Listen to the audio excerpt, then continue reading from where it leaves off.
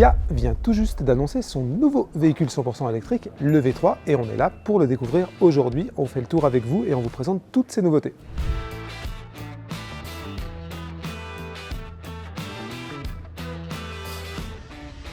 Quand on le regarde, on a tout simplement l'impression d'avoir un petit Kia EV9, un Kia EV9 Mini, un Kia EV9 compact, un mini Kia EV9.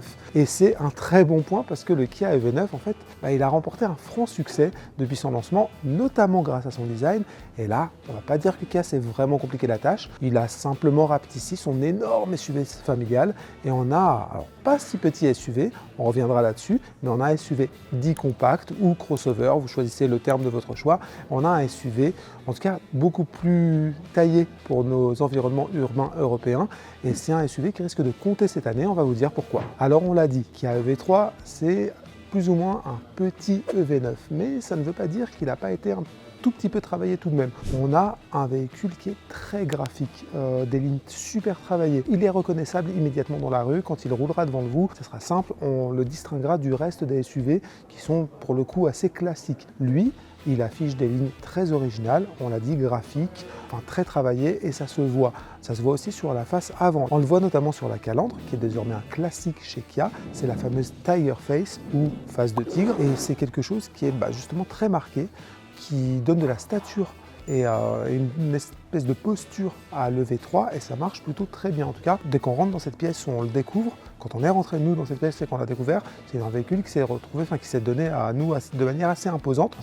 Voilà, il se présente là, il est bien présent, il est costaud et il a de l'allure, quoi. Alors on parlait de ressemblance avec le V9, c'est aussi sur le côté qu'on la voit le plus. On a les passages de roues carrés, on a la ligne de pavillon qui redescend très légèrement vers l'arrière et qui donne quand même une impression d'espace. En tout cas, quand on le voit, il reste toujours aussi massif sur le côté. Et on a surtout un jeu entre les lignes. On peut voir sur les, notamment parce que là on a deux couleurs qui s'opposent assez directement. On a un jeu sur les lignes qui donne en fait du volume au véhicule et ça marche très très bien, notamment quand on le voit en vrai. On passe maintenant à l'arrière du Kia EV3, c'est peut-être l'élément graphique qui va le plus diviser. Pourquoi? Parce qu'en fait l'arrière est vraiment très massif. On a l'impression d'un petit tank vu de derrière et c'est quelque chose qui ne pourra pas forcément plaire à tout le monde. Néanmoins, on est obligé de souligner là aussi qu'il y a un vrai travail de design, notamment sur les optiques qui ont été super bien intégrées et sur un espèce d'ensemble qui répond vraiment très bien à l'avant. Et surtout, si l'arrière est aussi large, c'est tout simplement parce qu'il y a pas mal de place dans le coffre et là, le Kia EV3 se situe plutôt bien dans son secteur. Je ne vais pas rentrer dedans, mais clairement il y a de la place.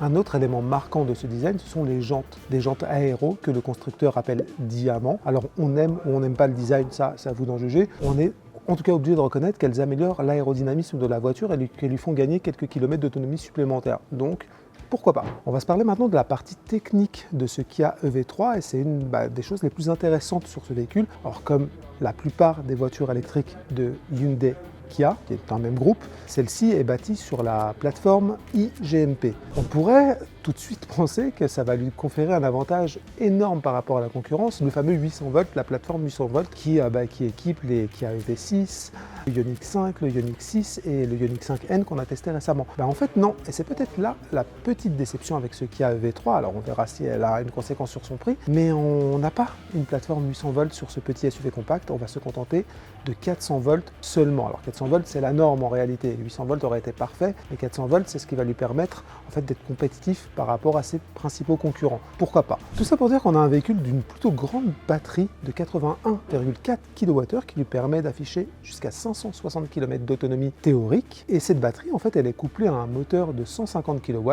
qui équivaut à 204 chevaux. Ça devrait, en tout cas, permettre de faire à peu près ce qu'on veut, d'avoir une utilisation assez classique d'un SUV électrique. En tout cas, dans cette première version, parce qu'il y en aura forcément d'autres à venir.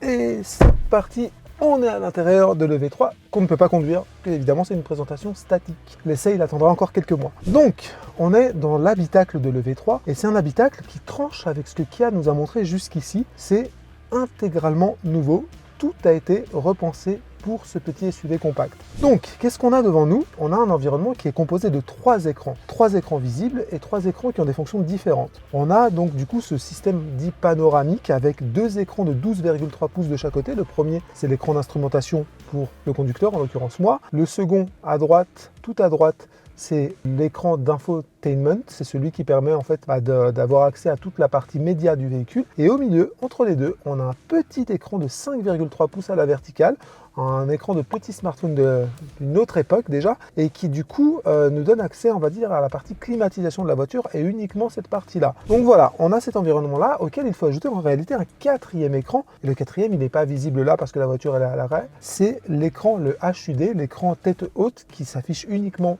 pour le conducteur et devant les yeux. Et là, c'est aussi, on va dire, un affichage de 12 pouces, c'est assez conséquent, sur lequel on peut mettre une multitude d'informations, la vitesse, la direction, le niveau de charge. Voilà, c'est paramétrable et on peut y mettre à peu près ce qu'on veut et c'est super bien fait. D'autres éléments sur lesquels on va revenir, on a ici quelques touches, c'est des touches haptiques, des touches avec un retour haptique qui permettent en fait d'avoir des raccourcis vers les principaux menus et qui permettent de naviguer. Pourquoi pas, encore une fois, c'est intéressant et ça permet d'avoir à la fois, on va dire, un bon compromis entre le bouton tactile et la touche physique. C'est un choix qui peut se respecter. En tout cas, voilà, ça dénote pas avec le reste. Et on a surtout un élément assez nouveau dans l'habitacle, c'est la tablette qui est juste là, au centre de la voiture. Alors déjà, on peut constater qu'il y a beaucoup de place, que c'est suffisamment aéré et qu'on a pas mal de rangements en dessous ici. Ça, c'est plutôt pratique. Mais on a surtout une tablette qui peut s'avancer et se reculer. Alors, nous, on est là depuis une dizaine de minutes.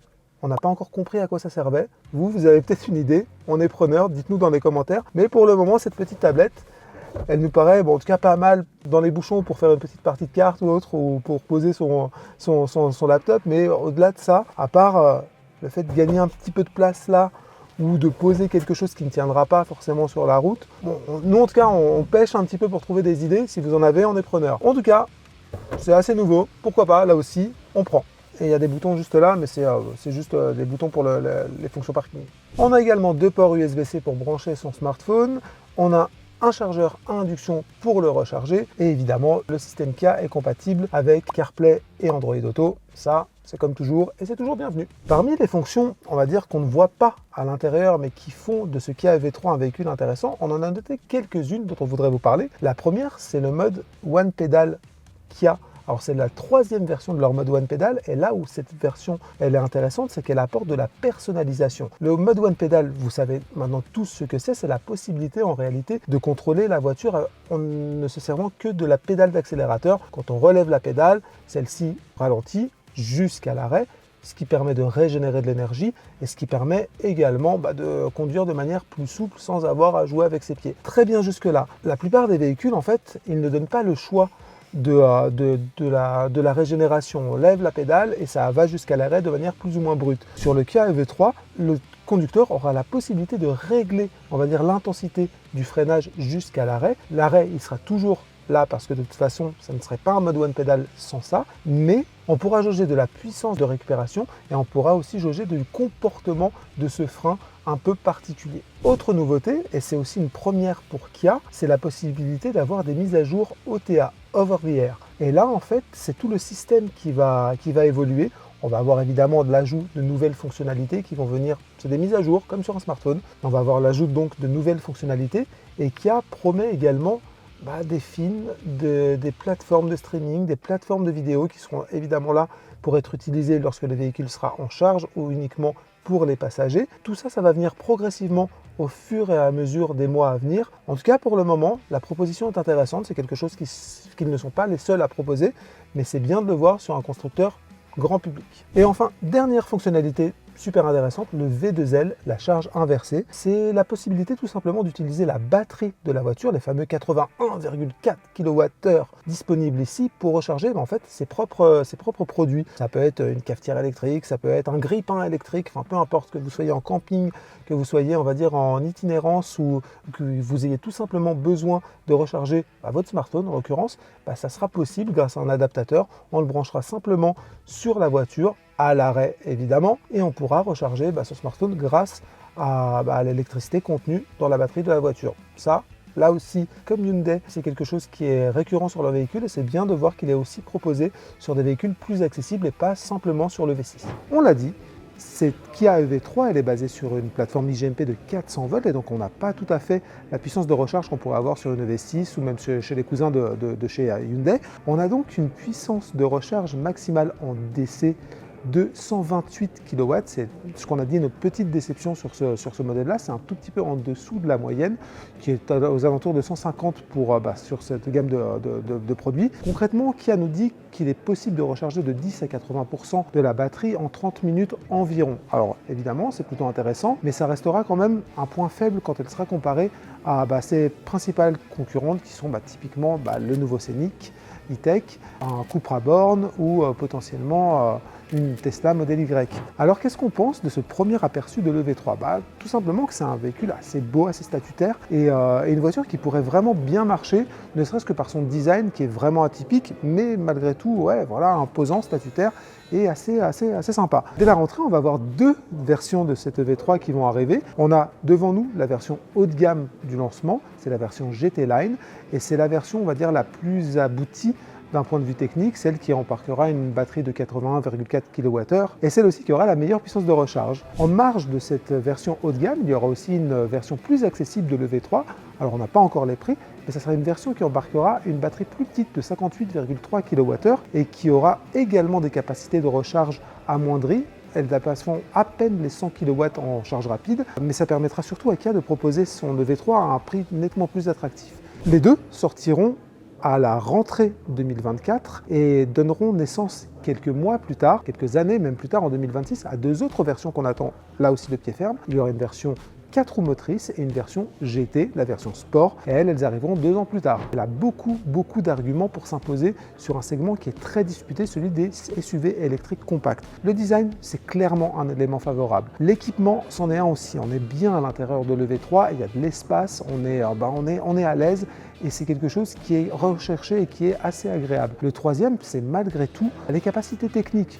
On est certes limité d'un point de vue recharge, mais on a quand même 560 km d'autonomie WLTP et si on a une grosse batterie, on a besoin de recharger moins souvent, c'est tout simplement mathématique. Et donc pour le coup, elle compense sa faible capacité de recharge relative par une plutôt grande batterie. Là aussi, ça reste un argument auquel beaucoup de consommateurs vont être sensibles. Et enfin, globalement, l'offre, le package et surtout le prix qui devrait être assez intéressant puisque Kia compte la positionner de manière assez agressive dès la rentrée. On n'a pas encore les prix, ça arrivera bientôt, on vous tiendra au courant. Mais en tout cas, elle promet d'être intéressante de ce côté-là aussi et c'est quelque chose qui pourrait lui donner encore plus d'arguments pour être un compétiteur sérieux.